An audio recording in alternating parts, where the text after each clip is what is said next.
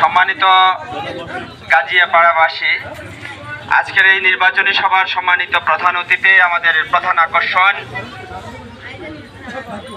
যিনি আগামী 12 তারিখ দাঁড়িপাল্লার নির্বাচনের জন্য যিনি প্রার্থী হয়েছেন, আমাদের লাকসাম মনোহরগঞ্জের গণমানুষের নেতা, যিনি লাকসাম মনোহরগঞ্জের উপকার, যিনি লাকসাম মনোহরগঞ্জকে আধুনিক মনোহরগঞ্জ এবং লাকসাম উপহার দিতে চান, সেই আমাদের জননেতা ডক্টর সৈয়দ সরওয়ারউদ্দিন সিদ্দিকী।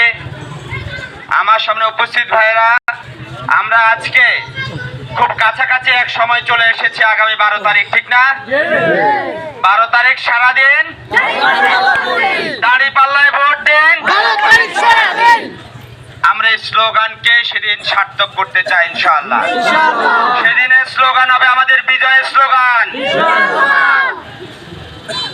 আমরা আপনাদেরকে বলতে চাই, এই গ্রামে যারা আছেন, আমরা এমন এক প্রার্থীকে নিয়ে হাজির হয়েছি যিনি সৎ, আমানতার, ন্যায়পরায়ণ, দুর্নীতিমুক্ত একজন প্রার্থীকে আমরা আপনাদের সামনে হাজির করেছি। কিন্তু এর বিপরীতে আমরা এই বাংলাদেশে দেখতে পাচ্ছি যারা আমাদের প্রার্থী হয়েছেন অনেকে ঋণ খেলাপি, ঠিক না?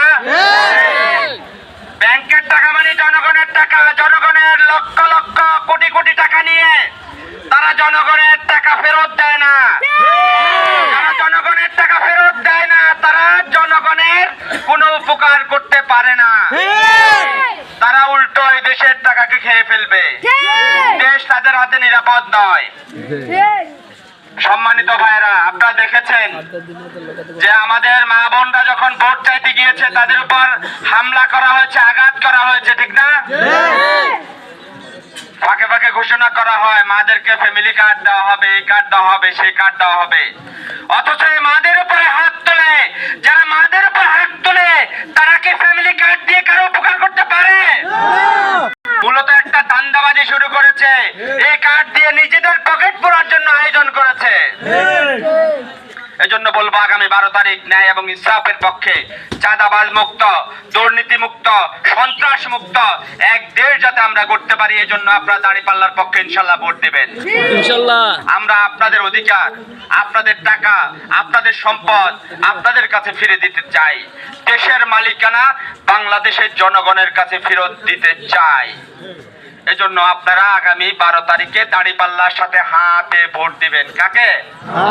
হা মানে আজাদি, হা মানে স্বাধীনতা, না মানে পরাধীনতা, না মানে গোলামি।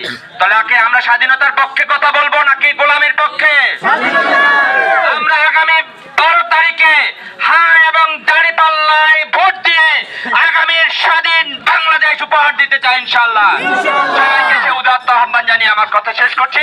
আসসালামু আলাইকুম ওয়া রাহমাতুল্লাহি ওয়া বারাকাতুহু।